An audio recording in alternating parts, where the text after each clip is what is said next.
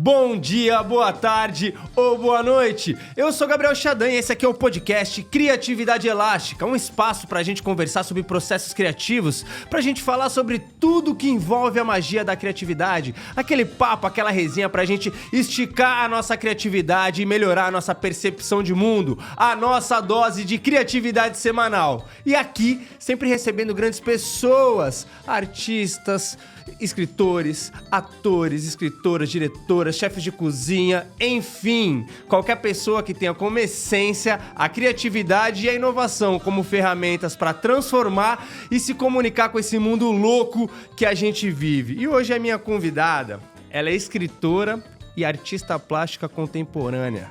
Ela tem uma carreira linda aí, trajetória internacional, e ela, embora utilize muitas técnicas e energias ancestrais nas suas criações, ela é uma das pioneiras em criptoarte e NFT. Inclusive foi a pioneira aqui no Brasil, a gente vai falar um pouco sobre isso. Ela é uma artista multidisciplinar, é diretora criativa de vanguarda, também trabalha com performance de vídeo, ela foi fotógrafa durante 10 anos aí, expôs no mundo inteiro, mulher viajada, mulher com sabedoria, e assim, quase que o direito roubou ela da gente, mas graças ao universo, não. E ela tá agora, como é que eu posso falar, debutando a sua carreira de escritora com uma obra maravilhosa que está aqui, ó, em minhas mãos, Todas as Minhas Mortes. A gente vai falar muito sobre esse livro. Eu li esse livro em um dia, para vocês terem noção de como que é potente essa leitura e como é que ela te pega. Então eu peço uma salva de palmas para Paula Klim! Seja bem-vinda, meu amor! Obrigada, Gabriel, obrigada. Muito prazer estar aqui com você. Meu primeiro podcast. Debutando também no podcast?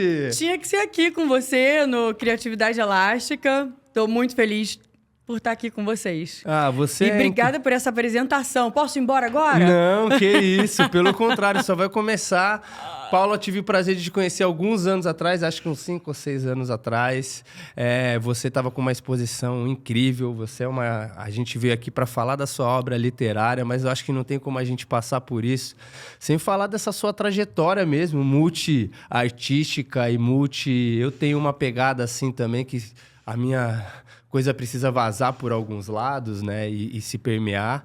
E uma das perguntas que eu faço aqui pra galera, pra começar, assim, pra galera conhecer um pouco mais, é o seguinte: quando que você se percebeu, já tem um pouco disso no seu livro, mas quando é que você se percebeu criativa, assim, que a tua cabecinha batia diferente daquele mundo que estava à sua volta? Foi com alguma obra? Foi com... Como é que foi isso? Foi com as artes plásticas? Como é que aconteceu esse lance de falar assim, opa... Percebo diferente. Pô, Gabriel, eu acho que desde sempre, desde bem pequenininha mesmo. Você foi assim também? Eu tive de pequeno, eu já entendi umas paradas meio como se eu visse as coisas com tonalidades diferentes. Não é nem a mais nem a menos, mas... que existiam outras camadas além do que as pessoas discutiam. Porque normalmente é assim, né? A gente percebe já desde cedo, né? Em geral é assim. Não sei, quando eu era pequenininha, eu só me sentia bem criando, sabe? Até hoje, por exemplo, você lê o livro e o interessante é que esse livro, ele acabou entrando no gênero de ficção, né? E eu coloco ele o tempo inteiro como um romance de autoficção. É uma coisa meio confusa e a gente ainda vai falar sobre isso, caso você queira, né? Com caso certeza, você me pergunte. não, calma. Caso você vá perguntar sobre isso, mas ele entrou no gênero de ficção, mas conta, sim, a história da minha vida. E você viu que é uma história muito forte, né? Sim, exatamente. E é uma história muito verdadeira.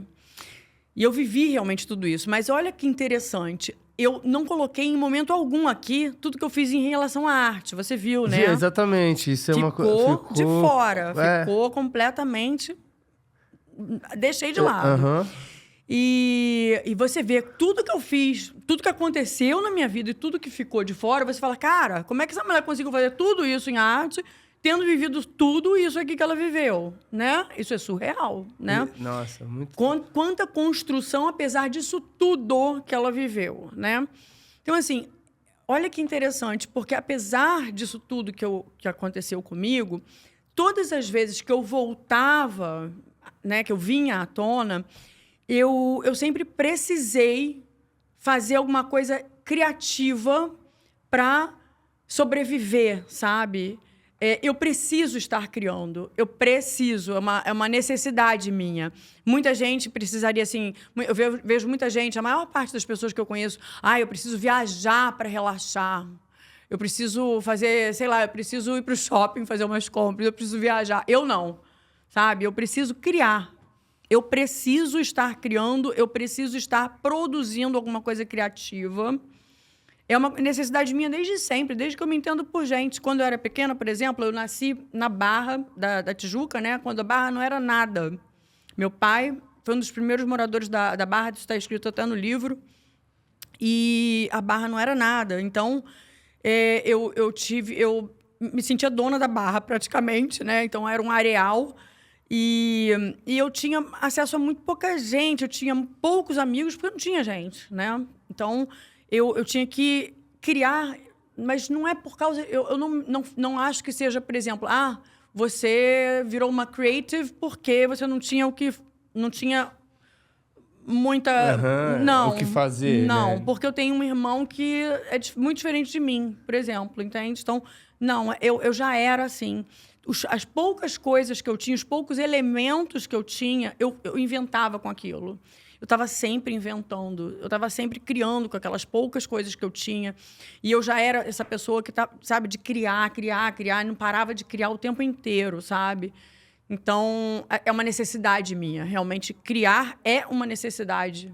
É vital. É muito, muito interessante isso, que já entrando nos assuntos que também abordam o livro, que é uma das perguntas que eu faço aqui sobre esses processos criativos, porque o nosso programa aqui também, ele tem uma ideia, um ideal de ser um pouco didático também para jovens meninas e mulheres que estão ingressando em carreira artística ou que nem se entendem ainda como artística, mas sentem esse fervor da criação, e meninos que podem estar hoje do outro lado do planeta assistindo a gente, que é hoje no mundo tão rápido, tantas informações, com tanta...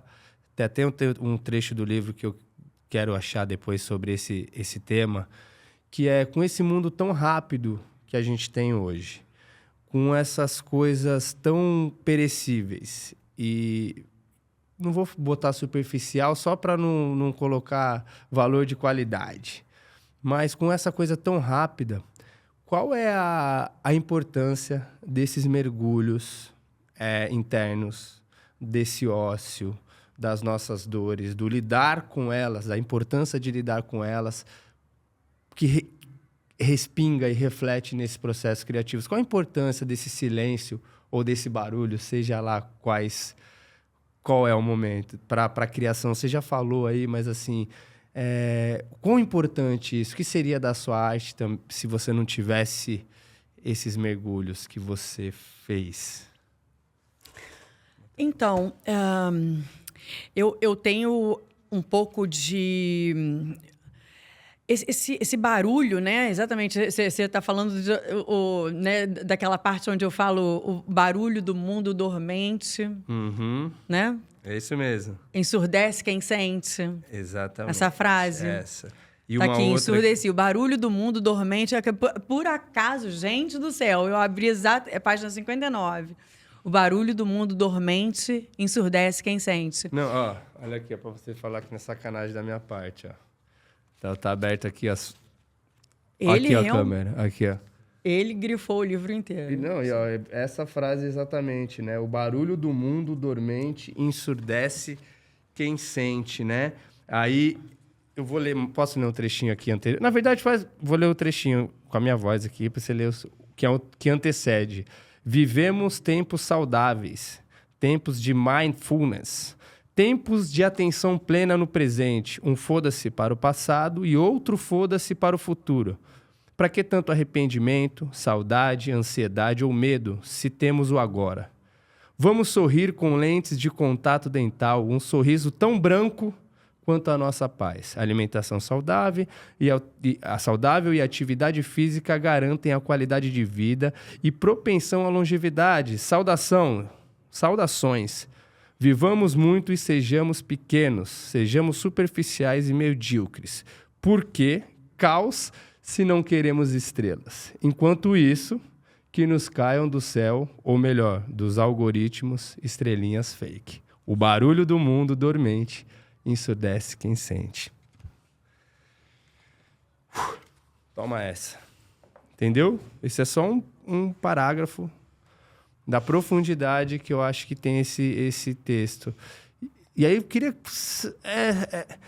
entender, né, dentro das possibilidades de não termos spoiler do livro, mas de qual pensamento disso, da importância desses mergulhos e da atenção também para deixar isso escondido lá no canto e só viver aqui. Sim, isso obviamente acaba nos atingindo também, né? Não tem como esse mundo não atingir a nós, artistas, né? A gente não pode falar, isso não nos atinge. Isso atinge porque a gente está no mundo e não tem como isso não respingar na gente. E a gente fica, como que a gente vai viver nisso, né? Nesse mundo que está assim tão rápido e a gente não tem esse ritmo, a gente não quer isso pra gente. Na verdade, né? A gente precisa desses mergulhos profundos. Nós precisamos. Eu acho que esse mundo está atrapalhando demais a arte. O mundo de hoje está atrapalhando muito o processo artístico. Demais. Os artistas, ao invés de estarem produzindo, estão no Instagram. Estão... aliás, não só... Aliás, isso não é uma coisa que eu tenho para falar só dos artistas. Isso é uma coisa que eu tenho para falar... principalmente de várias carreiras que eu estou vendo aí. Médicos, mais que artista. Médicos, tá? Porque eu não estou falando que... Porque eu acho que os médicos têm uma responsabilidade muito maior, né? Eu que passei por muitas coisas na vida, que eu precisei ser salva. Eu digo aqui, né? Muita gente fala, a arte salva. Sim, a arte salva, a arte é maravilhosa, a arte cura...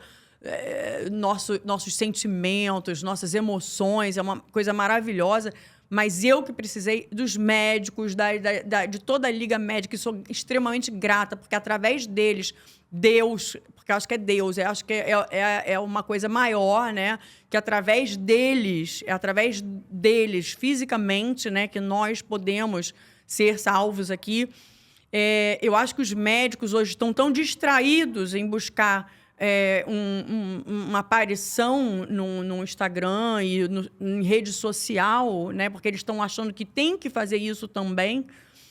E eu fico assim, gente, o que está acontecendo? Eu tenho um médico que é um médico importantíssimo, que fez parte da minha vida, que me salvou várias vezes. Ele não sai do Instagram agora. Eu falo, gente, o que está acontecendo, gente?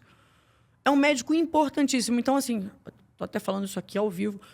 Ao vivo não, porque não é ao vivo. Tudo bem. Mas é uma coisa que está acontecendo no mundo de hoje. Eu acho que nós, artistas, isso acaba respingando na gente também. O processo criativo é um processo que é denso, é demorado, e cada um tem o seu tempo, né? Eu me lembro que na pandemia, todo mundo estava criando sem parar. E a minha galerista, por exemplo, uma das galeristas que eu tenho no Brasil, ela ficava, Paula, cadê? Você não está produzindo? Oi? Sabe, tipo, não é assim. Eu estou esperando o momento certo e essas coisas, elas me tocam um pouco, sabe? Porque parece que tudo é num tempo de Instagram hoje, de rede social. Não é isso. A arte é muito maior que isso. A gente precisa de um tempo, a gente precisa de um mergulho, a gente precisa de uma conexão com nós mesmos, sabe? Com o que a gente está fazendo, uma conexão real com o que a gente está fazendo. Esse livro, por exemplo, você imagina o que eu passei para fazer isso daqui?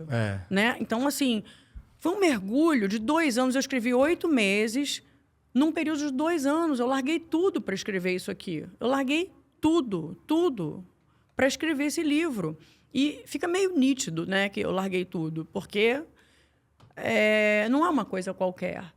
Então, assim, quando você quer fazer uma coisa bacana, você tem que fazer direito. Não adianta você... Hoje está tudo meio que feito de qualquer jeito. E...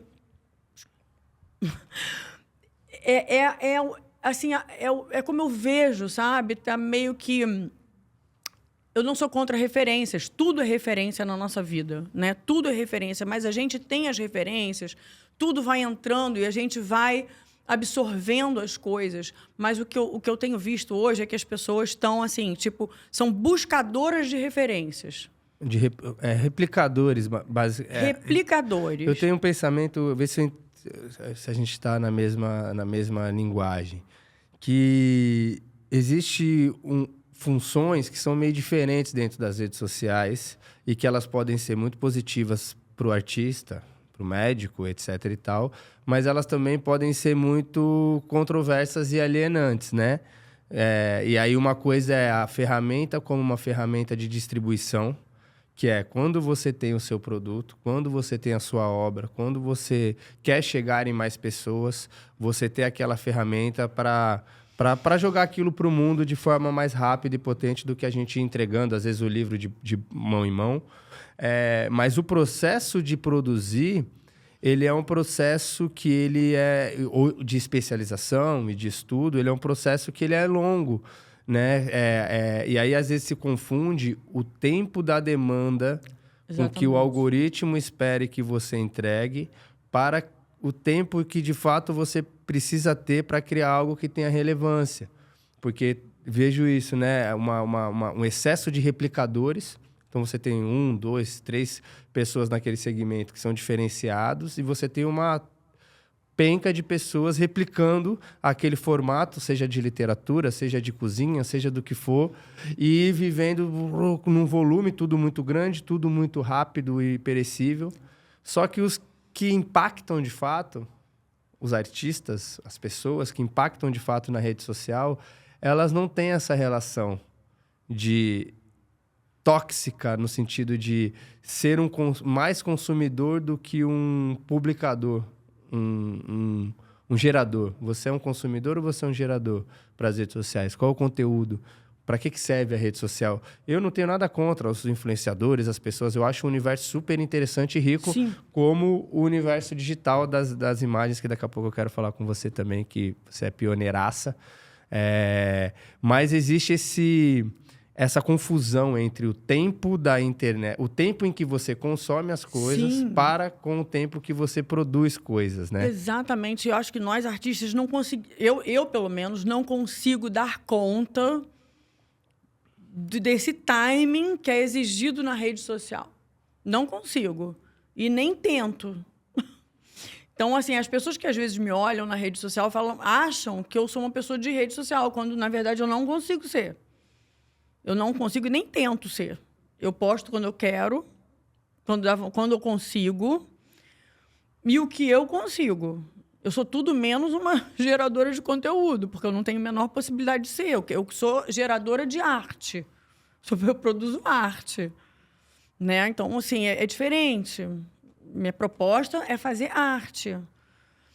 Né? Então... É muito interessante, porque dá para ver mesmo, porque todo mundo que vem aqui sempre passa essa referência de um jeito ou de outro, que é a importância em você dedicar tempo a você, ao seu conhecimento, ao seu espírito, seja lá qual seja o seu caminho espiritual, mas aí já entrando em outro ponto, que é isso, né? Quanto que eu vi aqui no seu livro, que muita intensidade de vida, muitas vivências super interessantes e poderosas, muito poder racional, mental e prático, mas uma conexão também com a espiritualidade, com o divino, com a espiritualidade mesmo. Tem algumas passagens aqui muito interessantes no livro. Inclusive, você cita em vários momentos aqui alguns versículos, alguns trechos da Bíblia. Qual é a importância assim, da espiritualidade, já abordando dentro, obviamente, do universo do livro que permeia aí a sua história? Qual a importância dessa busca e como é que é isso na sua vida, assim, essa sua conexão meio... suas antenas, né? Você tem uma coisa bem conectada. Então, eu não sei se você percebeu que eu me chamo até de Mãe Lavi num momento aí, né? Então, eu tenho uma conexão espiritual, eu acho, né? Pelo menos que eu sempre tive uma certa conexão espiritual. Isso é uma coisa que eu não tenho explicação para isso, Gabriel. Eu também nunca busquei uma explicação muito forte para isso. Eu até falo que quando eu fui buscar, né, eu fui na tal mulher de São Lourenço, tentando me entender um pouco mais. E quando eu cheguei lá, ela me veio com uma coisa que eu acabei saindo de lá sem explicação para o que eu queria, né? Eu acabei saindo de lá com uma fala dela que me deixou completamente aturdida, né? Ela disse coisas que eram reais. Eu estava realmente grávida. Eu não sabia, e eu estava realmente grávida. Eu não tinha a menor ideia de que eu estivesse grávida. Eu estava. E tudo que ela disse aconteceu. Isso é real. Isso não é uma mentira. Tudo que está nesse livro... Quando eu sentei para fazer esse livro, eu me propus a escrever várias verdades sobre a minha vida. E por que eu coloquei no gênero de autoficção? Depois eu vou falar sobre isso, caso você queira. Claro que eu quero. Tá, porque é uma pergunta que muita gente tem feito, né? O que é autoficção? Por que você mistura realidade e fantasia e tal? Mas eu posso chegar lá. Mas, enfim, é realmente a minha vida e é real. Então, assim, mas você estava falando da espiritualidade. Então, assim, é uma coisa que eu não tenho respostas, mas a impressão que eu tenho é que eu sou muito conectada com alguma coisa espiritual que me dá dicas de coisas que vão acontecer, de alguma forma. Do que vem pela frente. Às vezes eu fico muito deprimida, por exemplo, mas uma depressão que me diz que tem algo por vir, sabe? É um aperto que, tipo, tem alguma coisa acontecendo. Ou uma alegria que eu sei que vai acontecer alguma coisa boa. Ou uma certeza de que eu preciso fazer alguma coisa porque aquilo vai dar certo. Ou, enfim, eu tenho certezas quase absolutas de que para apostar em alguma coisa, ou que alguma coisa vai acontecer, ou, enfim, que alguma coisa no mundo vai acontecer, são coisas que vão entrando em mim como se fossem por osmose. Eu não sei te explicar, tá? Mas eu não tenho como te dar uma informação maior sobre isso, mas é meio que uma passagem mesmo. Muito. E aqui no livro dá para ver nas passagens e como você vai, até pelas experiências, né? É muito legal você falar. A gente não vai procurar espiritualidade quando a gente está no auge do nosso prazer e da nossa alegria, né?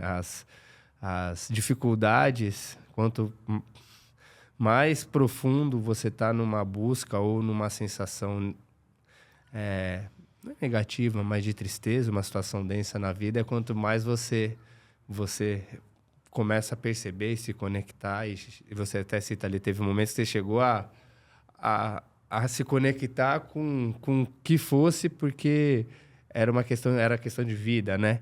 E aí, já falando sobre o que você falou, que para mim é muito interessante, a ideia das mortes e renascimentos que nós temos como ciclos de vida, e principalmente dentro dos ciclos criativos e processos de criação.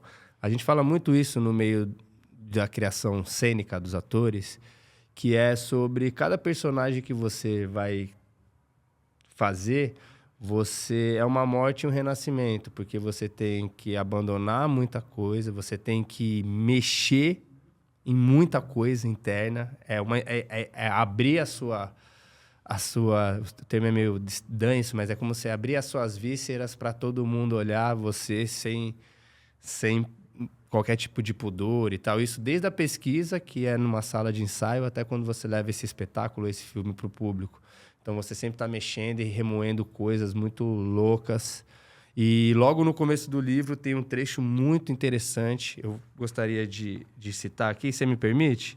Tudo que for spoiler, a gente tira depois lá no corte. Mas é que tem coisas aqui que me pegaram, assim, muito... peraí, não é você, bem aqui no comecinho.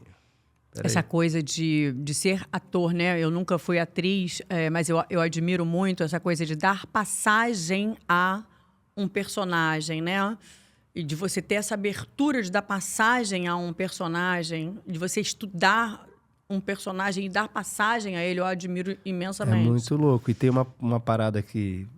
umas linhas filosóficas cênicas falam que, na verdade, todo personagem é você também, porque você nunca vai conseguir se descolar totalmente do que você seria, inclusive, né? Você que se adora filosofia, você é o que você é ou você é fruto das experiências e dos traumas que você viveu? Então, você pode dizer que se você vivesse em outras condições, em outras situações, tivesse acontecido isso, como é que seria este corpo naquela situação? Então, é sempre uma exposição sinistra. E aí, quando eu li isso aqui, ó, ela já começa aqui com uma aspas, né? Pra gente criar, a gente tem que morrer. É um desligamento momentâneo do mundo para dar início ao novo. Um novo tempo como uma viagem para dentro. Momentos de solidão.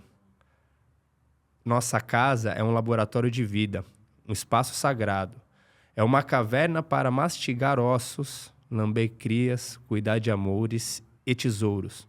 Um lugar para fazer terra firme, aprofundar raízes e ver o rio passar. E ele passa, o rio passa. Independente da minha ou da sua vontade, ele passa. Independente da nossa hora e da complexidade com que engendramos nossas existências ou da ilusão de haver qualquer vislumbre de possibilidade em nossa permanência. Ainda assim, ele passa. Para a gente criar, a gente tem que morrer. Aí eu botei aqui toda a criação ao renascimento. Me fala um pouco sobre... Porque você vê, essa é a grande genialidade do autor, né? Do escritor, que é... Em um parágrafo, você fala sobre muita coisa. Como é que se deu essa ideia? Que eu acho que é daí a premissa desse livro, das suas mortes e seus renascimentos em pessoa. Qual a importância e como é que você vê esse lugar dessa exposição, de mexer com as suas coisas e com essa criação, esse processo intenso? Como é que... Eu sei que você já disse tudo aqui, mas... Né? Olha, isso tudo é tão complexo, Gabriel. Isso é tão complexo. Você sabe que... Vou te confessar aqui. Minha vida inteira não foi fácil, mesmo antes de eu passar essas coisas todas que você leu aí.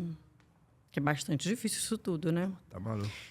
Mas a minha vida inteira nunca foi fácil. Eu não nasci uma pessoa facinha, sabe? Aquela pessoa assim, ai, que facinha a minha vida. Ai, que delícia essa vida, meu Deus. Nasci para ser feliz. Não. Eu não nasci... Apesar de eu parecer uma pessoa solar, né? Eu pareço, né? Engraçado. Tem uma coisa muito curiosa sobre mim, que todo mundo fala assim, ai, você é tão divertida, você é tão alegre, eu adoro ficar do teu lado, porque eu me divirto horrores com você, você é tão engraçada. Eu amo isso, gente.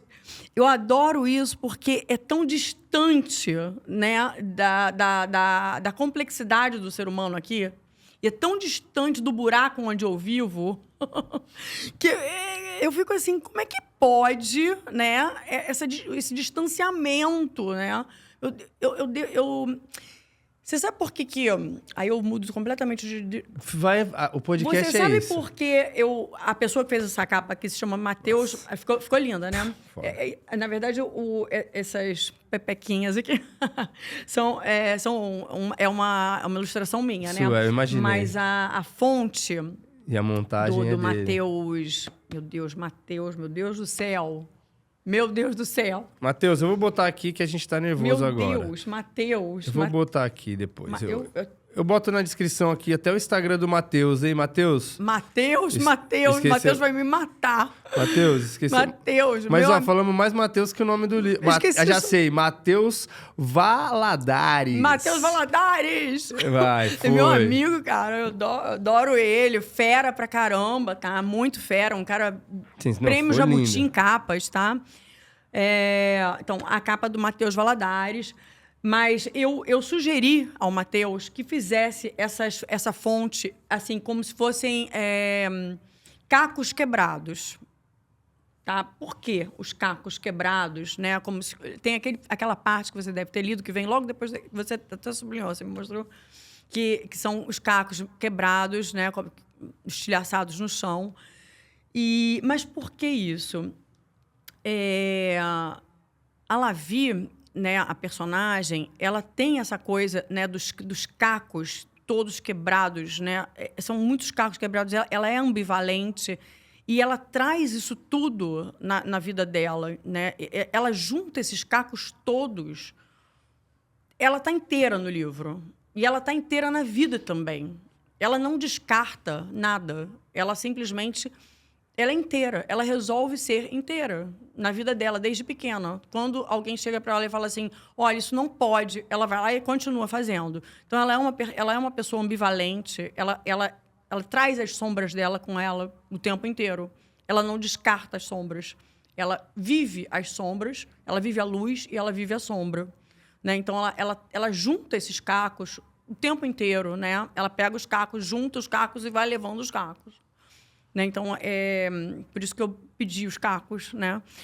Eu achei bem interessante. A capa tá maravilhosa. Eu achei bem interessante. E reflete muito dessa ideia mesmo sobre esses cacos, sobre o caos, sobre a dor, sobre esse renascimento louco que é você, né? Ainda mais agora já entrar nessa pergunta que você falou.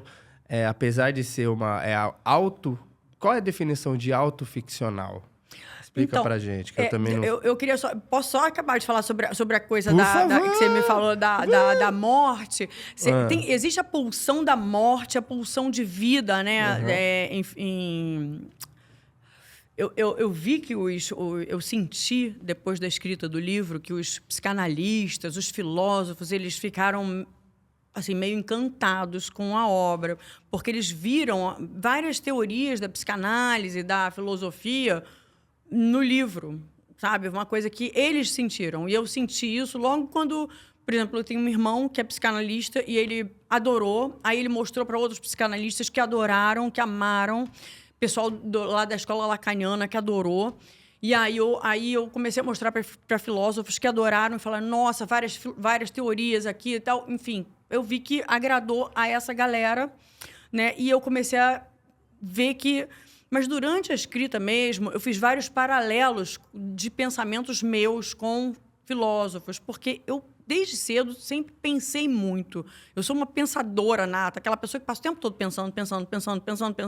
Eu não canso de tanto pensar, sabe? São pensamentos assim que vão para todo lado o tempo inteiro, sabe? Eu não canso de pensar. Eu nunca fecho, nunca concluo nada. Eu nunca acho que...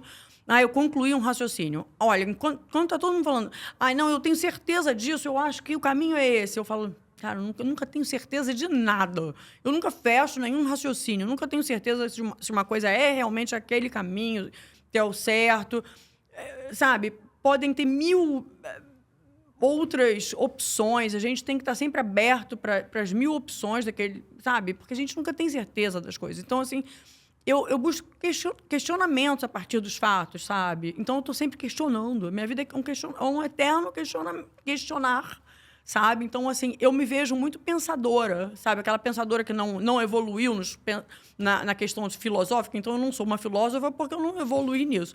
Mas eu acho que eu sou meio filósofa de berço, sabe? Old school, né? Que é o ato de refletir, né? O ato de pensar sobre... Exatamente. A filosofia é isso, né? Exatamente. Pensar estudo da vida, então... Exatamente. Tem até uma coisa que depois eu queria falar. Cara, eu vou emendando uma coisa na outra, eu não consigo... Essa é a maravilha do podcast. Eu não consigo Tá falar. gostando? Tá gostando? Essa que é a magia do podcast. Não tenha nem a pretensão de voltar. É onde tava. Pode ir no flow, porque é sobre isso. Eu não consigo concluir meus raciocínios, porque eles vão indo embora, cara. Isso é maravilhoso. Mas aí você falou da questão, né, da criação, da morte para criar e tal. Então, eu acho que toda criação eu acho que eu até gosto, sabe, de ficar morrendo. A pulsão de morte é uma questão muito essencial para o artista. A pulsão de morte é a pulsão... Nós temos as pulsões de vida e a pulsão de morte, né? O eros, né, que é a pulsão erótica, e tem a pulsão de morte, que é a pulsão tanática, né? Então, assim, a pulsão de morte é uma pulsão muito essencial para que você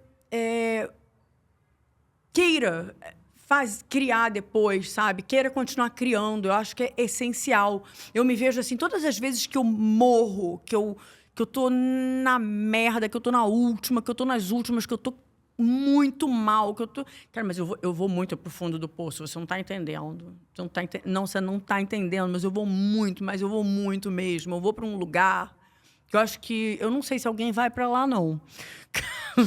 Eu vou muito baixa mesmo. Vou muito lá embaixo, sabe? Então, assim, eu cavo baixo mesmo. Então, assim... E aí, quando eu subo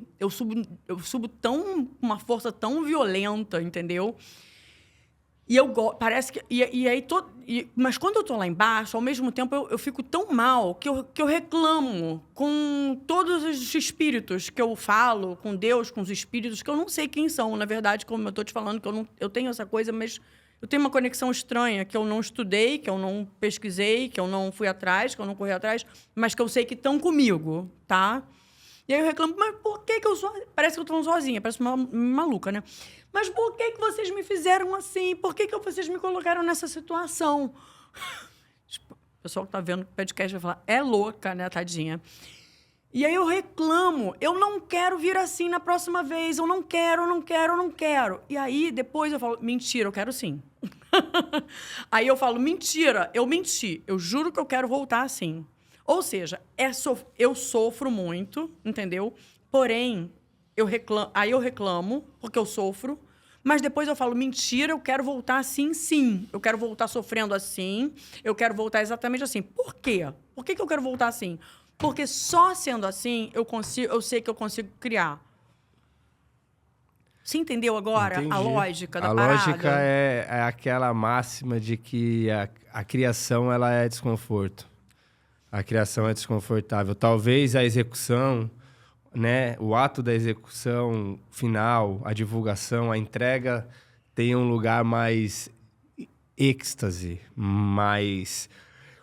que é onde tudo acontece. Mas esse processo, inclusive, de buscar, entender, começar a criar, conceber... Cara, mas é muito baixo. Tanto que em cena a gente fala isso também. Fala assim, se você está em cena e você estiver totalmente confortável, se você estiver 100% no controle, se atente, porque provavelmente você está no caminho totalmente errado. O conforto é quase um sinônimo de que você não está num caminho criativo ou num caminho de execução, de atenção que você necessitaria. Sim. Ali você fala também do medo, dessas coisas muito interessantes. Eu vou até aproveitar. Galera, todas as minhas mortes da Citadel, uma editora, assim, sensacional, aí, grandes best-sellers nacionais e internacionais. Obviamente, Paula não poderia estar fora de um selo como esse, lançando o seu livro. Tá na internet? Tá. Link vai estar na descrição aqui para você comprar o seu livro e também nas livrarias distribuídas pelo Brasil. Aí você vai encontrar a Travessa. Tá em todas. Tá em todas, bebê. Segura, que aqui não é pouca coisa não. Então, ó, eu indico demais, filosoficamente, como um romance em si, desapegado. É uma leitura muito legal, não é uma parada que é feita... Por isso que é muito legal. O psicanalista vai ver, o filósofo vai ver... Mas qualquer pessoa que lê vai se conectar com a humanidade que tem aqui, com as histórias. Tem histórias de superação. Eu não estou entrando nas histórias porque eu acho que eu não quero dar spoiler nenhum. Então, só estou pegando os insights filosóficos porque a história é muito legal, é muito surpreendente. Tem muitas viradas assim que eu imagino como é que foi, porque assim, é arrebatador mesmo a leitura. Então... Garanta já o seu, link na descrição, compra, vá na livraria, manda uma mensagem no Instagram da Paula, tira foto, manda pra ela, marca ela lá, marca a gente, fala que você viu aqui. Quem sabe a gente consegue um cupom de desconto. Eu vou conversar com a Citadel, se ela faz um cupom de desconto especial pro podcast e a gente bota na descrição. Outra coisa, já quero agradecer aqui também ao Multi Estúdio, aqui da Multiplan, essa rede, essa hub de estúdios de podcast. São mais de 40 podcasts aqui. E nós temos o prazer e o privilégio de estar aqui também nesse estúdio incrível no meio do shopping, um cubo de vidro com uma estrutura impecável. Então agradeço ao Multistúdio, à Multiplan, a toda a nossa equipe maravilhosa e, claro, todas as marcas aí que apoiam e patrocinam esse estúdio. E avisar, se você quer patrocinar o nosso programa, tá aqui, ó, o nosso contato, manda um e-mail, a gente tem opções incríveis e o nosso programa tá chegando em bastante gente, hein? Então aproveita. E caso você seja um ouvinte aí nosso, um espectador e queira apoiar no pessoal, queira ser um apoiador, manda aí a mensagem que a gente tem um pacote irado para membros. Paula, desculpa aqui esse momento mas a artista tem que comer, né? Nem só de artes vivem os homens e as mulheres artistas. Então, não deixe de comprar o livro e vamos seguir nesse baile. Vou voltar aqui, vou retomar. Desculpa interromper seu raciocínio por esse momento. Parabéns aqui, vocês estão de parabéns mesmo. Legal, né? Tudo maravilhoso. Né? Estúdio maravilhoso, podcast maravilhoso, Gabriel maravilhoso. Tá vendo, né, gente? Não é brincadeira, não. Agradecer Thiago e Cássio aí, 2 gênios aí que estão à frente dessa estrutura aqui. Os caras são demais. Tem música, aqui rola show aqui dentro. Os caras... eles são muito conectados com esses negócios de tecnologia. Daqui a pouco a gente vai ter umas novidades aí, que eu não sei nem o que eu posso falar aqui, Thiaguinho, foi mal, mas vai ter um monte de novidade tecnológica aí para você poder interagir. Enfim, eu não sei o que eu posso falar e eu não quero falar o que eu não posso falar, mas vai ter coisa boa aí. A gente estava falando sobre um ponto muito interessante também, que é um trecho aqui excepcional desse livro, que é sobre o renascimento, sobre esta força de enfrentar, que talvez o único jeito da gente sair desse... Tô filosofando agora, tá? Sair desse buraco, quando a gente se encontra nele, é lidando de frente com as nossas sombras, com os nossos demônios, com os nossos medos, e a gente reacende muito mais poderoso.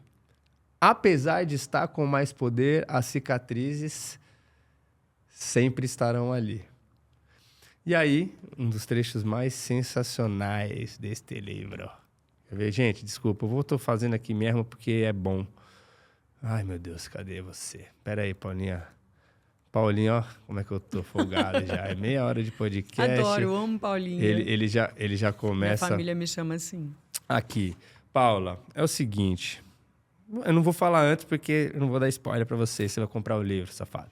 Ó, a partir dali, me transformei numa fênix. Fênix não por força da palavra. Há de se respeitar os poderes ocultos. E há de se respeitar também a dor. Por quê? Por mais alto que seja o voo da fênix, é um voo triste. É o céu escuro. É trançado de cicatrizes nas tripas e na plumagem. Aí procuro unir os cacos de sanidade para escrever estas páginas. Procuro por cacos estilhaçados nas tragédias da minha vida. E aí por aí vai, eu não vou ler mais. Mas esse trecho que eu até intitulei aqui, eu dei vários títulos para os capítulos. Esse aqui é o voo da fênix, eu botei. Essa imagem foi muito impactante para mim.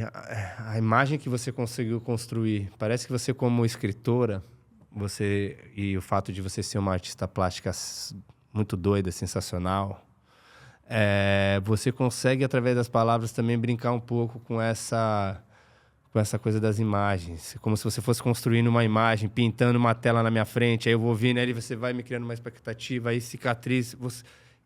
Essa forma com que você trabalha é muito linda. Como é que é isso? Você acha que tem a ver? Faz sentido? Sim, é um texto bastante imagético, né? Eu não sei se é porque eu sou artista plástica ou se eu tive essa vontade mesmo de fazer um texto imagético, mas eu não sei se você sabe que eu venho da música também, apesar de ter ficado surda por causa da síndrome de Meniere. Eu também trabalhei com música, né? Então, outra preocupação que eu tive durante o texto, outra vontade que eu tive foi também de fazer ele melódico e ritmado.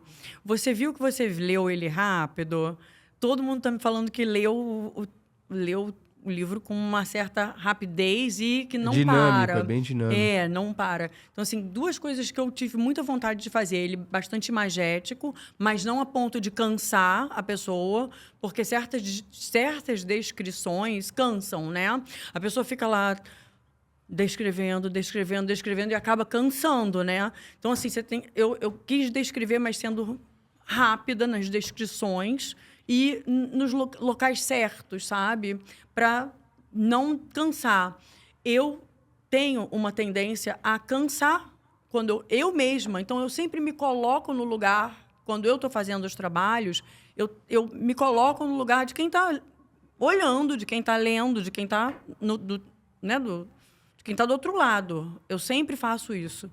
Então, o tempo inteiro, durante essa escrita, eu me coloquei do outro lado, né? Eu estaria cansando. Então, várias vezes eu falava, eu estaria cansada já? Então, várias vezes eu reformulei, entendeu? Porque eu voltava, eu falava, eu acho que eu já estaria cansada. Então, peraí. Então, sabe? É uma coisa assim. E aí eu lia e relia e ritmava de novo e ficava com o pé. Sabe? Então, assim, tem ritmo, tem tudo aqui. Tem ritmo, tem... Pra você que acha que é só sentar e sair escrevendo essas bobagens da sua cabeça, tá vendo? Muito lindo, Paula. Isso aí é muito... Porque...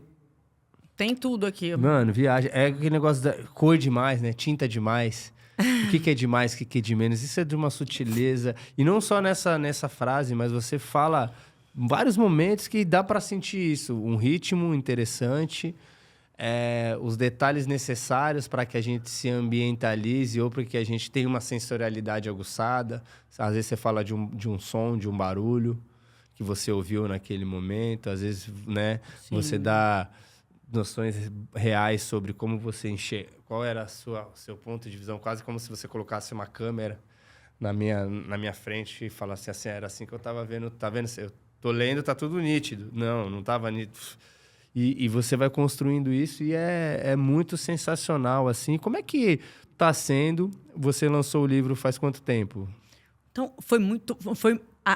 o processo de lançamento foi muito rápido. Ficou todo mundo muito impressionado, porque eu estava até te contando aqui antes, né, da gente começar, que eu acabei de escrever em outubro.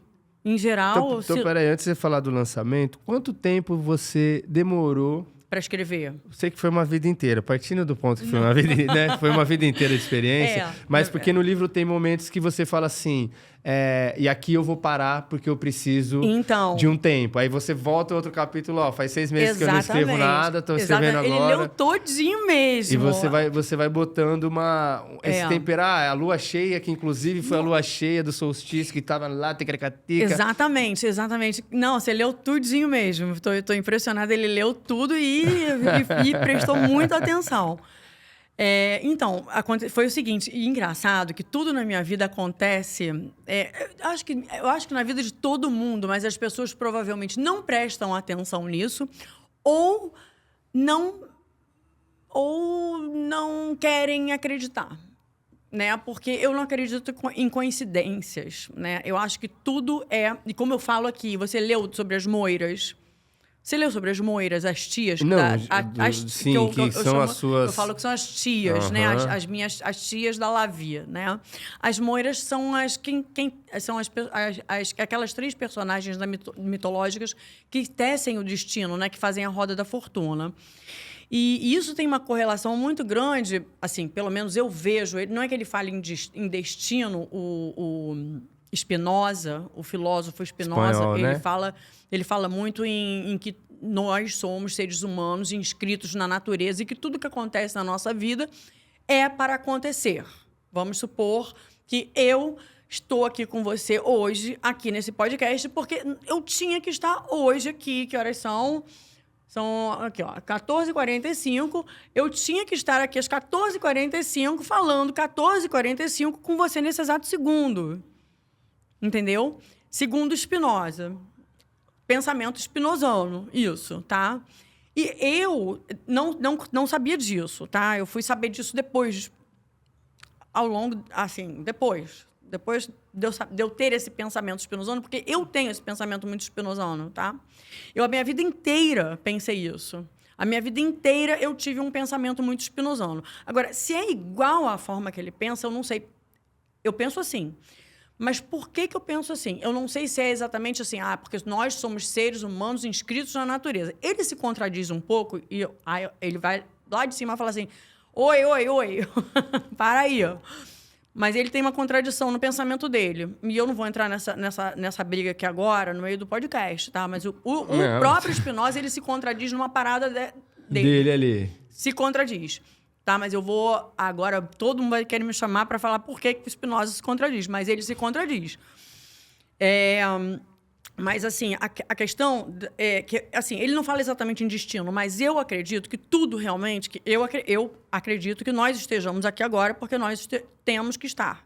E eu acredito que tudo aconteça porque tem que acontecer. E eu acredito que, por exemplo, eu comecei a escrever esse livro no dia que eu tinha que começar, e eu acredito que eu acabei de escrever porque no dia que eu tinha que terminar, e eu acredito que tudo que aconteceu tinha que acontecer do jeito que era para acontecer. E que, por exemplo, todas as minhas ansiedades, elas acontecem porque elas têm que acontecer. Porque por que eu sou ansiosa se eu sei que tudo vai acontecer do jeito que tem que acontecer? Né? Porque eu sou burra? Né? Porque, assim, se eu penso, se eu tenho um pensamento tão óbvio, tão certo que tudo vai acontecer do jeito que tem que acontecer, por que eu vou ficar ansiosa? Né? Melhor eu ficar, tipo, tá bom, vou esperar simplesmente as coisas acontecerem, porque elas vão acontecer mesmo, né? Então, por que eu sou uma pessoa extremamente ansiosa? Porque eu sou, tá? Eu sou uma pessoa que toma ansiolítico. Então, por que eu tenho que tomar ansiolítico? Por que eu sou ansiosa, né? Se eu sei que tudo vai acontecer do jeito que exatamente tem que acontecer, né? Mas acontece que eu sou ansiosa porque eu tenho que ser ansiosa.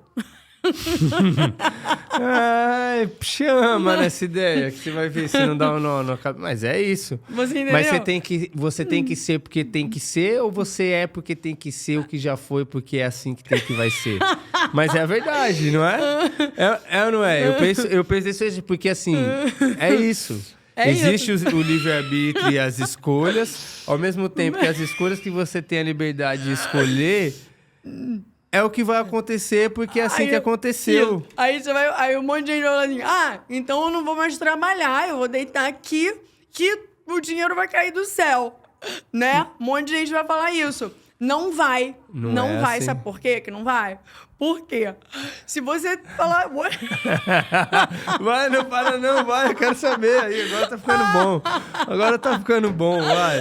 Vai, não, continua. Por quê? Vai, continua. Não vai cair. Sabe por quê? Se você falar hoje assim, eu vou deitar e não vou fazer mais nada, né? Você não vai, porque se o seu destino for...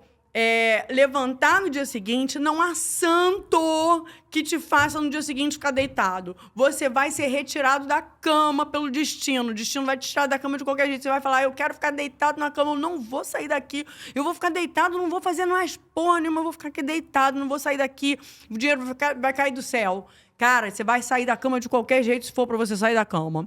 Outra coisa, se você falar assim, não, eu vou trabalhar pra caraca, eu vou dar duro, não sei o quê, eu vou ralar, bababá, bababá. Se for pra você ralar pra caramba, não sei o que, e não for pra acontecer, você vai cair doente no dia seguinte. Cara, eu simplesmente acredito. Só isso. Assim, por que você acredita? Cara, eu não sei. Eu simplesmente acredito por tudo que aconteceu na minha vida. A minha vida é um festival de acontecimentos do destino em que eu não posso deixar de acreditar nele. Você leu, né, o livro e você viu tudo que aconteceu na minha vida? Vi. Não só tudo que está aqui, que isso é um festival de acontecimentos. Porra. Um festival de acontecimentos. Você quer mais? Eu poderia te dar mais outras coisas. Não tem como eu não acreditar nisso, mas eu já acreditava. Eu já acreditava. Antes disso aqui, tudo que aconteceu, eu já acreditava. Eu realmente acredito nisso. Realmente eu acredito nisso. Então, assim, o meu pensamento ele é muito spinozano mesmo. Eu acredito que tudo na vida já está... Sabe o que eu acho? Nós temos uma visão, é como se fosse assim. A nossa visão, a gente está aqui, né, hoje, com um ângulo muito fechadinho e pequeno de tudo que acontece. Né? É como se houvesse em algum lugar, assim, sabe, lentes muito maiores vendo a gente. Então, a gente tem um ângulo muito pequeno do que está acontecendo. Papo maluco, né, isso aqui. Não é não, pô. Você não acha, não? Não acho, não. Não acha, não? Nem um pouco. Tá. Então, assim... É sério. Você acha sério? Eu acho, lógico que eu acho. Vai lá. Então, assim, isso é um pensamento meu, tá? Que eu acho que a gente vê pouco. Eu acho que a gente enxerga pouco. Então, a gente está aqui vendo só o que a gente está vendo. Só que, em algum lugar, tem alguém vendo tudo. Nós somos tipo uns brinquedinhos. Umas marionetes. De um troço que já está muito bem arquitetado, sabe? Muito bolado há muito tempo. É um filme que já está pronto. Todo pronto. Está tudo pronto. Tanto é que, se não fosse assim, não teria já a hora de todo mundo morrer, nascer, né? Então, assim, já está tudo pronto. Está tudo pronto. Está tudo prontinho. Eu entendo esse lance da lente é que a gente vê as coisas... eu não lembro também qual o filósofo que fala, mas que, inclusive, na questão da própria percepção da realidade, né? A gente é o que de fato está acontecendo ou a gente é a experiência que a gente tem naquele momento, né? Porque o que eu estou vivendo aqui, neste momento com você, é diferente do que você está vivendo aqui, apesar da gente estar vivendo uma mesma coisa, né? E a gente sempre olha pelo espectro de experiências também do que a gente já viveu. Então, não tem como... É muito difícil... O trabalho para se desassociar e deixar as amarras para trás... Mas a gente sempre vai olhar pelo espectro do que a gente viveu. Que é aquele, você está com o seu ponto de vista. É isso, por isso que existem tantos pontos de vista diferentes. Porque a gente, no final das contas, é difícil da gente se dissociar do nosso achismo, da nossa dor, do nosso querer, para olhar. E que existe uma coisa aí conectando essa bagaça toda. Mas, assim, eu sou a favor da gente estar sempre tentando. Embora eu pense que existe o destino, embora eu pense isso, eu sou a favor da gente estar sempre tentando melhor. Óbvio, né? Eu não vou falar... entendi a sutileza, entendi a sutileza. Se bem que, vamos supor... até isso, vou mais longe agora. Vamos supor, eu quero pensar no melhor. Você já viu gente que não quer nada com nada? É o destino também.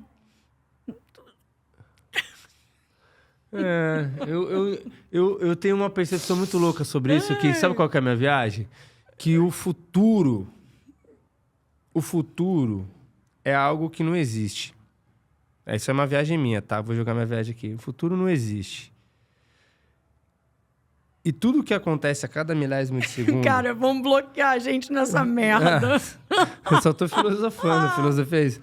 E a cada segundo que a gente passa, existem 1 trilhão de coisas acontecendo simultaneamente para dar um resultado, né? Tudo é uma grande consequência do passo anterior. Então, tem tudo aqui. Você tem 1 milhão de moléculas, células, animais...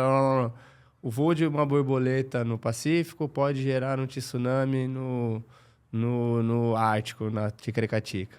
A questão da minha viagem é isso, que tudo é tão importante e tão o detalhe é tão minucioso que qualquer mudancinha que qualquer pessoa faça, que uma gota de chuva que cai ali, transforma todo o resto.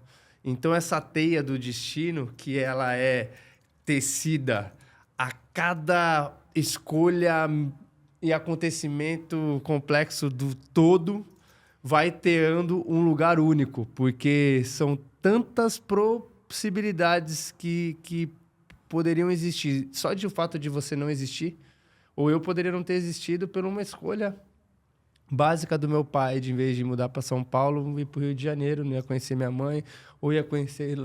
O lance é... tanto detalhe do meu avô que poderia não ter encontrado... Tem tanta coisa que poderia ter acontecido para que eu não estivesse aqui, você, ou simplesmente os seres humanos, ou a água, ou o shopping, sei lá. Que aí que Deus é inexplicável, porque é tanta coisa e tanto detalhe que a gente entra nesse paradoxo do destino livre-arbítrio. Você tem um livre-arbítrio porque tudo que você faz é a sua escolha, Mas a partir do momento que só existe o presente, aquilo é a única coisa que existe, então já está escrito. É muito doido, né? É muito doido. Filosofei. Não, é muito doido. Não, isso tudo é muito doido. Eu até acho que existe um pequeno espaço dentro da parada do destino. Existe um pequeno espaço, porque eu realmente acho que tem coisas maiores que já fizeram esse filme todo e que estão observando esse filme. Estão lá observando. Paula louquinha, né? Não, uma pegada, eu entendo, meio de aquela ideia do interestelar também, que é essa coisa da teia da dimensão, a coisa tá escrita, só que a gente percebe o tempo de uma forma diferente do que o próprio universo e de Deus atemporal. Tem uma coisa assim, né? Exatamente.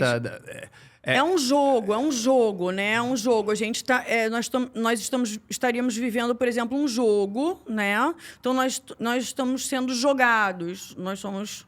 Mas somos só peças ou somos jogadores? Somos peças. Nós somos peças. Eventualmente, podemos ser jogadores, ganhamos esse crédito por algum motivo de sermos jogadores, de podermos participar. Mas por quê?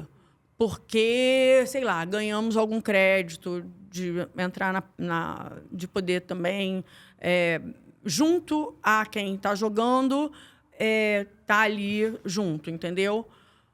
Eu tenho essa impressão. São impressões. É uma grande minhas. conexão para com o infinito e com as complexidades, tá vendo? Hã? É uma grande complexidade de... Isso é muito bom. Imagina o pessoal vendo esse podcast. Mas a nossa proposta, desde o começo, não foi definir e nem responder. A nossa proposta, principalmente como artista, é que a gente vive numa era onde os artistas têm muita certeza.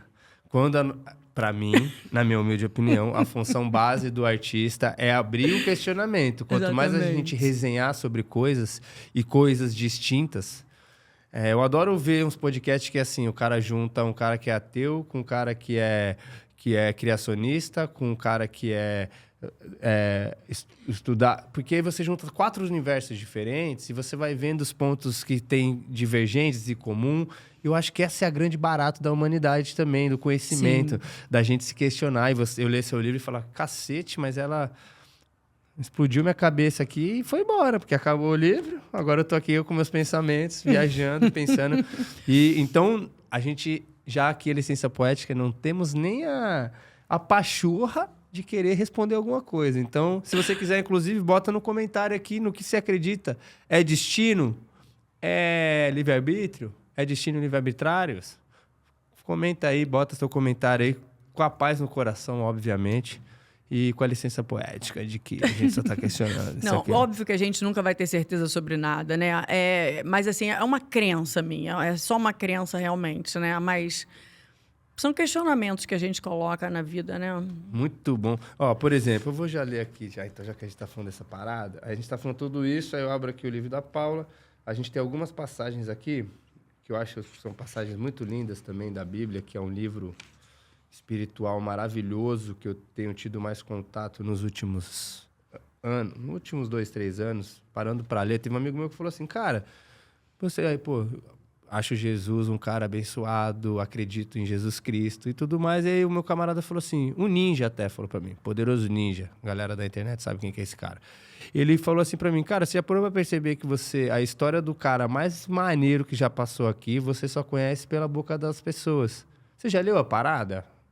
Lê a história lá, pô. Sem aquela coisa. Lê a história. Que você pode se conectar. E ali tem mano, aí a gente ficou conversando horas também, nessa onda que a gente estava aqui. E eu comecei a fazer esse exercício e está sendo muito maneiro. Já li, já estou na 3ª voltinha ali, pegando coisas. E achei muito interessante como é que você consegue fazer essa conexão de passagens com questões filosóficas de pensadores, com o que você acredita, com o que você estava passando.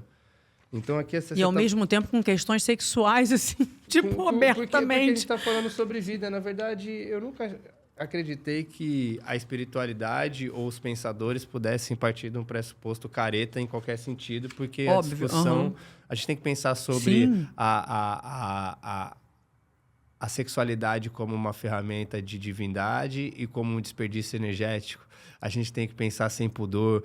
Eu acho isso foda. Então, para mim, tá tudo dentro do sagrado. Aí você fala aqui, numa parada muito sobre pensamentos energéticos, pensamento positivo, né? Você fala aqui, ó, porque em verdade vos afirmo que, se alguém disser a este monte, erga-te e lança-te no mar, e não duvidar no seu coração, mas crê que se fará o que se diz, assim será com ele. Isso aqui está no Marcos 11, 23, falando sobre crença, sobre fé, sobre acreditar nas possibilidades. Aí você E daí eu vou contra tudo que eu falei aqui agora de destino.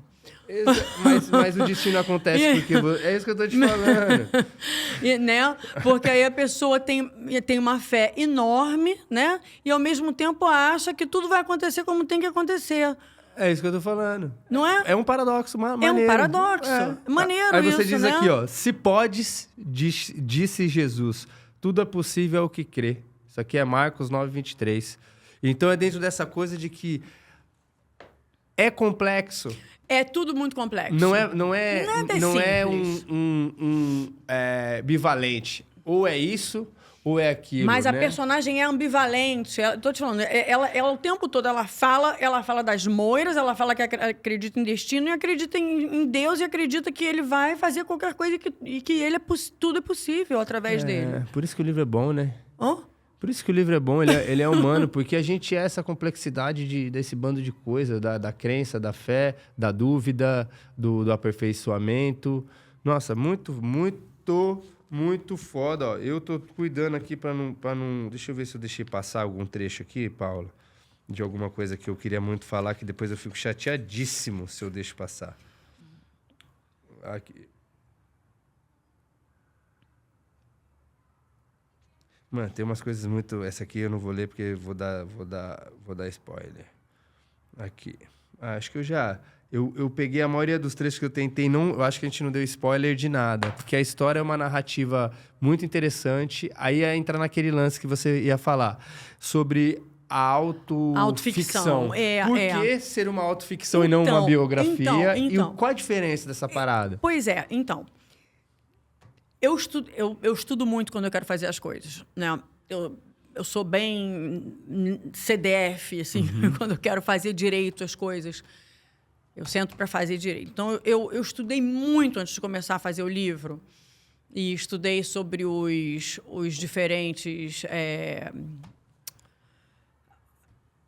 gêneros literários e estudei literatura, assim... Né? Claro, eu não estudei letras, não estudei nada disso, mas eu estudei sozinha antes de começar o trabalho. E eu cheguei a uma conclusão... Bom, como diz Kandinsky, toda obra é autobiográfica. Toda obra é autobiográfica. Só que, na minha opinião, quanto mais fictícia, mais autobiográfica ela é.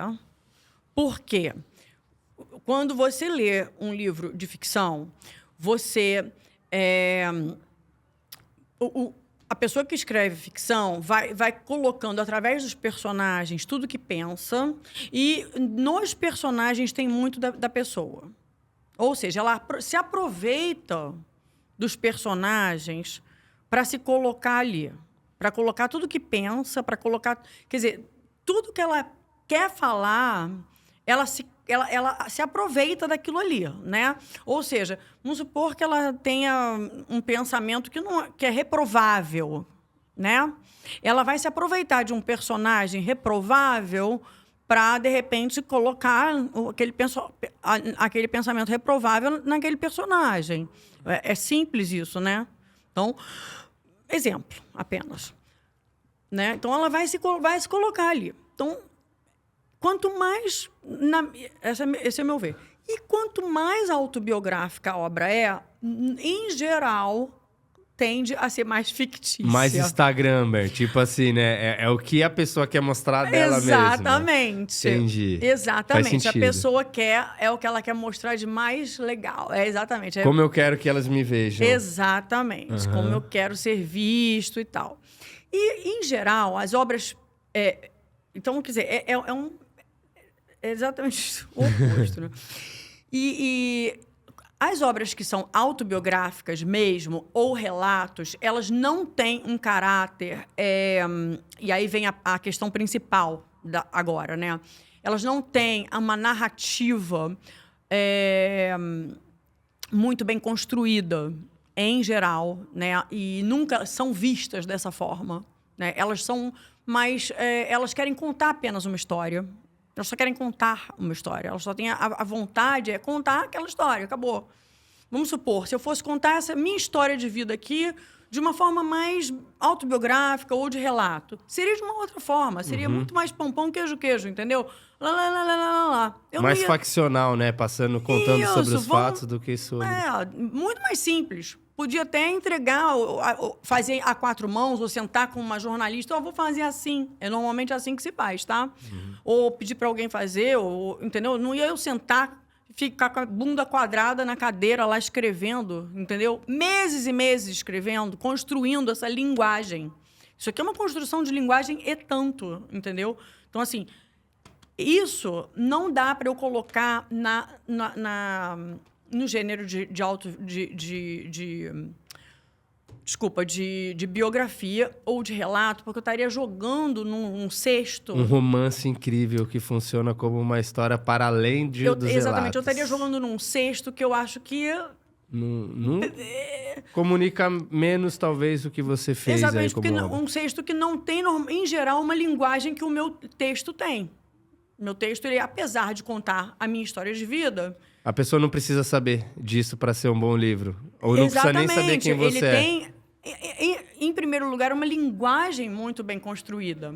Uma linguagem de romance, né? Então, eu quis botar isso à frente, ou pelo menos grudado, né? Então, por isso eu chamei de autoficção. E a autoficção, ela camba para ficção, entendeu? Que é um gênero, inclusive, que é muito mais difícil de concorrer nas listas, porque você concorre com todos os internacionais. Então, é isso. Basicamente, é isso. Aí a pessoa vem me perguntar, Paula, mas é ficção? É real, não é? E aí também, na hora que eu estava escrevendo, finalizando, né? Agora vem uma outra parte também. Na hora que eu estava finalizando, houve muito uma coisa assim, tipo... Eu não tinha mostrado ainda para os meus pais, eu também não tinha mostrado para o meu filho, tá? Só meu marido, que já tinha visto, e obviamente né, já estava... Apesar, né, de ser bem forte... Estava tranquilo já, porque meu marido encara tudo que eu faço de uma forma artística. Ele sabe que eu sou artista e entende isso como arte, tá? Então, ele falou, tudo bem, é arte, vai. Claro que é meio difícil de... É a mesma coisa, cara. Imagina se eu sou uma atriz, eu vou beijar alguém, eu vou... Existe um processo de entendimento, de descolamento. Existe um processo de entendimento dele, como isso aqui sendo arte. Ele viu, poxa, toda a minha entrega para fazer esse livro, para escrever esse livro. Ele respeita isso, entende? Ele sabe o quanto, para mim, foi importante o processo de construção de linguagem e também, não só o processo de construção de linguagem, mas voltar a todas essas cenas na minha cabeça para relembrar tudo isso com perfeição de imagem, o quanto foi sofrido. Por isso que eu tive que parar no meio, porque eu entrei num processo horrível de ficar mal, realmente, entendeu? Para depois conseguir voltar, sabe? Porque foi difícil para mim. Escrever esse livro foi muito difícil para mim. Então, assim, ele honra isso, entende? Ele não só respeita, como honra isso. Mas o meu filho, ele apesar de jovem, ele já é casado, né? Ele mora com uma pessoa há muito tempo, mas uma menina que, assim, vive em um mundo de arte, muito esperta, muito inteligente e tal, também, assim como ele. Então, não estou falando do meu filho, mas ele é. E eu falei assim para ela, olha, fala para ele que tem isso, né? Alerta, pergunta se está tudo ok para ele. Aí ela falou com ele, eu falei, fala direito, fala o que tem aí. Porque ela gostou bastante do livro, ela leu, né? Ela falou, cara, tá muito bom, gostei muito e tal. E aí ela falou para ele falou, não, tá tudo ok, mas sabe, é diferente de ver, né? Diferente de se pegar e... né?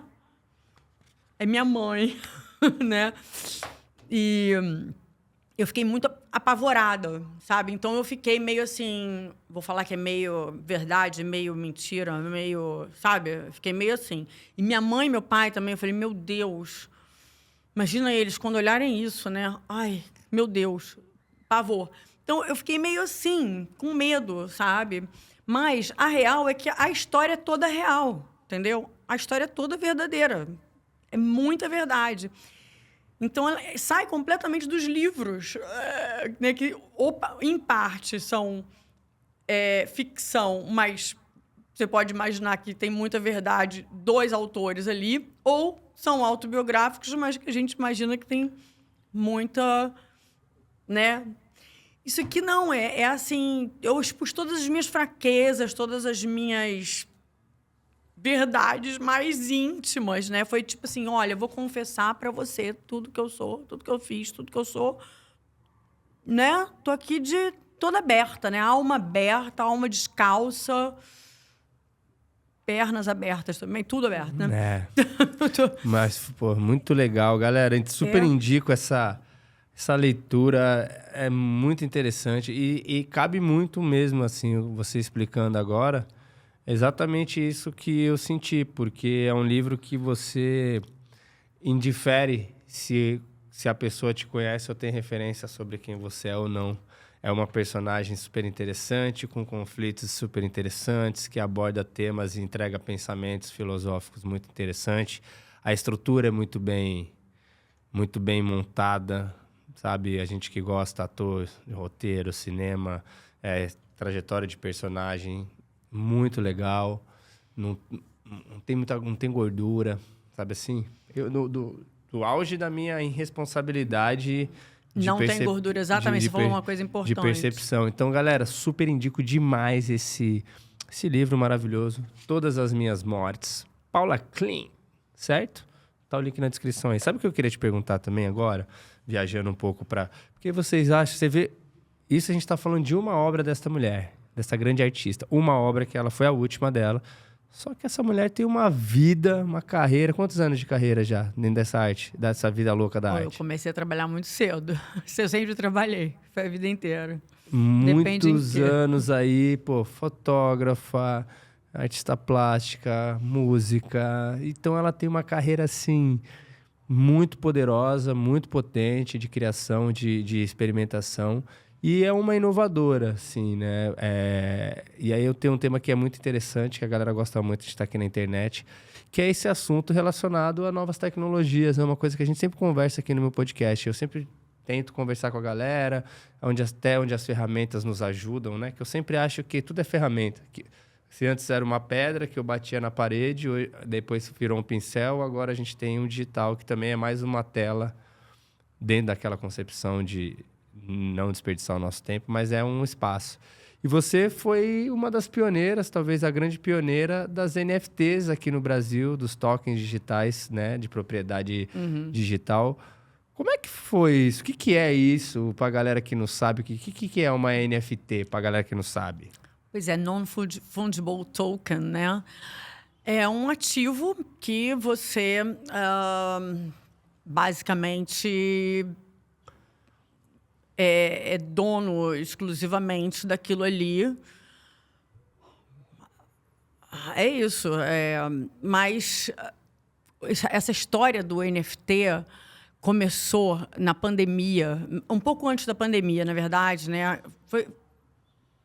Acho que eu tinha acabado de fazer uma exposição, foi um pouquinho só antes da exposição, um cara chegou para mim, que é um amigo meu, que já fez várias exposições minhas, e ele, muito ligado nessa área tecnológica, Byron Mendes, ele falou assim: Paula, você quer fazer comigo uma... Você quer ser agenciada por mim em NFT? Eu falei: o que é isso, NFT? Eu nem sabia. E aí ele me explicou tudo e tal. Eu falei: olha, Byron, eu não tenho muito interesse em fazer coisas digitais, apesar de eu ter, né, já trabalhado com fotografia, e na época da fotografia eu ter trabalhado também... Eu trabalhava com uma Hasselblad, que, além de ter um back analógico, né, ele tinha um back digital. E eu trabalhava também com muita coisa digital, apesar de não ser fã de coisas digitais. Mas ele quis me agenciar porque ele gostava muito do meu trabalho. E aí eu falei, tá, vambora. Só que aí veio a pandemia. Foi muito junto mesmo que aconteceu. E foi muito curioso. Cara, tem uma coisa muito curiosa que aconteceu nessa época, mas muito curiosa. Você vai falar assim, não é possível.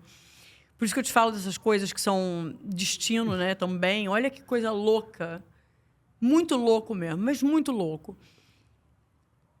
Quando eu estava fazendo uma exposição chamada Flúvios, que não tem nada a ver com astronauta, com nada disso, né? Enquanto a minha exposição estava aberta, eu estava no ateliê e eu não sei porquê, pintando astronautas. Cara, ninguém estava falando nisso. Ninguém. E daí, estava todo mundo assim, por que você está pintando astronauta? Eu falei, não sei, vontade de pintar astronauta. Eu pintei vários quadros de astronauta, um monte de astronauta. Uma vontade de pintar astronauta, sabe assim? Falei, da onde me deu vontade de pintar astronauta? Cara, que maluquice é essa? Aí veio o Byron Mendes me chamar para fazer parte de uma agência que ele estava criando de NFTs. E foi falar de NFT, quando, na verdade, eu não sabia nem o que era NFT e tal. E aí eu me juntei com uma galera lá do Canadá, uns meninos maravilhosos, e a gente passava a madrugada inteira fazendo arte digital e tal. E foi isso, cara. Mas, assim, na verdade, eu não tenho essa... Eu não sou originalmente uma pessoa, sabe, do digital, sabe? Mas eu entrei nessa com tudo. E acabei vendendo bastante. Foi para várias plataformas. O meu trabalho foi para várias plataformas. Foi para para os maiores no início, eu até esqueci já os nomes, porque faz um tempinho já, né? E depois o NFT meio que deu uma... Tranquilizada. Uma tranquilizada, porque perdeu um pouco de valor. A própria estrutura, mas está passando por um processo ainda, né? A gente ainda está no meio do processo ainda, né? Talvez volte, né? Eu acho que ainda vai voltar, mas... O Byron ainda está muito animado com isso tudo. E eu acho que vai voltar. Mas, assim, eu acho que deu uma... normal, como qualquer mercado novo, né? E é sempre essa conversa, né? Entre como que o artista que pilota o digital, né? Porque o digital... Sim. Ou ele vai ser só um replicador, ou ele vai ficar parado. Quando você bota um artista para pilotar aquela ferramenta, coisas incríveis acontecem. Isso é legal, te perguntei...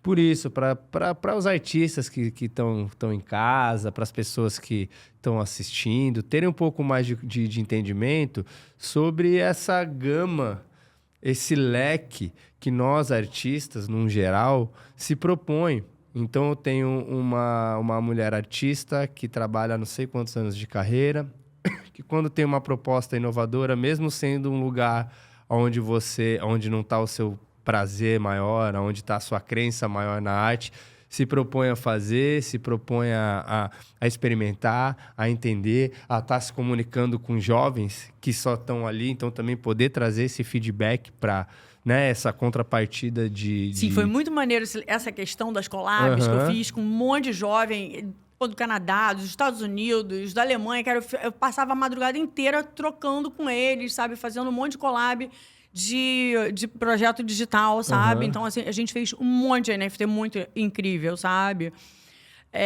Porque eu precisei deles. Eu precisei muito de fazer essas collabs, né? Porque como eu não tenho todas as ferramentas digitais, né?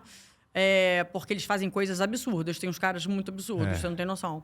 Então, eu precisei de uns caras para essas collabs. E nós passávamos, assim, madrugadas criando, sabe? Assim, no videochamada, né? Na videochamada. A gente passava a madrugada inteira criando, sabe? Era como se eu estivesse criando eles junto com eles. Sim, eles vão operando, você vai trocando ideia. Eles operando e eu falando o que eu queria e tal, né? Foi irado, foi muito legal esse processo, foi muito bacana. E aí as artes iam para as plataformas e era assim que acontecia. Mas isso é muito legal mesmo, assim, muito legal. Porque é sobre isso, né? É sempre uma entrega de uma vida. Você passou... Tem um rapper, o Djonga, que fala isso. Demorei 5 minutos para escrever isso aqui, mas foi uma vida que eu escrevi isso aqui. Acho que não isso foram sempre... 5 minutos, não. Não, mas assim, foram... Tô brincando. Por mais tempo que pareça 2 anos, não foram 2 anos, Exatamente, né? foi uma vida. Foi uma Esse livro, vida tem uma vida aqui nesse livro. E como é que tá sendo essa expectativa, que já não é mais uma expectativa, mas é essa sensação do seu livro recém-lançado, tá sendo muito bem recebido, né, pela classe, digamos assim, de especialistas, né, filósofos, psicanalistas, outros autores, quanto no público em geral. E quais são as suas expectativas aí? Que eu vi que você já saiu em 2, 3 listas, listas da Rolling Stone, lista da revista tal. Como é que tá sendo esse momento agora, já desse lançamento, curtindo esse processo? Qual a expectativa que você tem aí pro seu livro? Pois é, eu tô... Faça suas premonições aqui. Então, eu tô muito feliz já, né? Porque, primeiro, por já ter... Eu quero... Gente, fazer um agradecimento aqui. Primeiro ao Gabriel, por ter me convidado. Primeiro podcast que eu faço. Eu não gosto de falar, mas não sei nem como eu tô indo, mas espero estar indo bem. Maravilhosa. Agradecer aqui o pessoal da casa, que é esse estúdio maravilhoso. Vocês não fazem ideia como é legal aqui. E eu quero dizer, eu tô muito agradecida a Deus, aos espíritos todos, sabe? Por terem me ajudado, estarem do meu lado, assim, para escrever esse livro que... Cara, olha, se todo mundo falasse assim, tá uma merda. Aí eu ia falar, vai se fuder. Essa é o melhor. Independente. Essa foi boa. Vai se fuder todo mundo. Eu amei meu livro. Eu gosto muito do meu livro. Eu indico porque eu gosto, sabe? Eu jamais indicaria, eu sou chata pra caramba. Meu sarrafo é lá no alto, você não faz ideia. Cara, eu nasci com um stellium em virgem. Você quer um ser humano mais chato que eu? Você entende um pouco de horóscopo? Eu tenho 6 planetas em virgem. Isso quer dizer que você é muito metódico. Eu sou a pessoa mais virgem das virgens. A virginiana mais virginiana de todas as virginianas sou eu. Na hora do meu nascimento, tinha 6 planetas juntos em virgem. Tava todo mundo no virgem. Ou seja, eu sou muito chata. Você é o mais legal, você é Sagitário, né? Eu sou a mais chata, você é o mais legal. Então, assim, eu sou muito virginiana mesmo, sabe? Muito chata. Eu, quando olho para uma coisa, eu olho 1000 vezes. Quando você falou, não tem gordura. Por que não tem gordura? Porque o virginiano é o rei do desengorduramento. Tem que ter é uma pessoa que mais desengordura, lapida. Não teve praticamente correção. A Citadel, quando recebeu, falou, cara, o que é isso? Um livro praticamente não tinha nada para corrigir. Não tinha nada para desengordurar, não tinha nada para fazer praticamente aqui. Claro que teve que passar por, obviamente, eu mesma pedi, eu falei, por favor, passe por 2, 3, 10 mil pessoas se quiser. Eu mesma, duvido de mim mesma, né? Apesar de todo o meu perfeccionismo... A gente tem aquela síndrome de impostor, todo o meu virginianismo... Eu mesma quero mais ainda. Eu quero, por favor, olha aí de novo. Olha. Porque eu duvido que não é possível, entendeu? Mas era impressionante. Tinha, assim, poucas vírgulas para mudar, te juro. Uma coisa assim, não tinha nada para fazer. Isso é muito raro, né? Pra você ver como é que eu sou chata. E... O que mais que eu ia te falar? O que eu estava falando? Você estava falando do eu estou muito feliz. Estou feliz que a Citadel, uma grande editora, quis publicar. E no mês que eu queria, cara. Foi super dinâmico. Você estava me contando que o lançamento foi super dinâmico. Cara, eles foi são muito antenados, porque um livro né? normalmente demora 2 anos, às vezes, para ser publicado.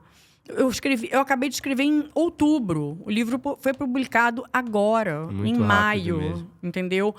Eu queria muito, por causa exatamente do mês das mães. Esse livro, né? O ponto nevrálgico dele é a maternidade. Apesar dele falar de 1 milhão de assuntos. Tem até um capítulo que é em maio, né? Ou é maio? Em maio. Sim, exatamente. Mas aquele foi o que eu... Né, não vou falar. Mas... maio é um mês importante para mim. Então, assim, eu queria muito que o livro fosse lançado em maio. Era um desejo meu, né? E aí, quando eu perguntei para ele, a gente consegue lançar em maio? Ele falou, eu lanço amanhã, se você quiser. Eu falei, ai, meu Deus! Ele gostou tanto, né? E eu fiquei também apaixonada por todo mundo na Citadel, né? E a Citadel, outra coisa que eu quero falar da Citadel, aproveitando aqui, é que eles têm lá o pessoal da assessoria de imprensa da Citadel, se chama LC, assessoria, que é da Lilian Cardoso, que é maravilhosa, né? E eu quero agradecer muito também a Lilian Cardoso, que é incrível, né? Que está fazendo uma assessoria de imprensa, está fazendo uma divulgação incrível do livro também.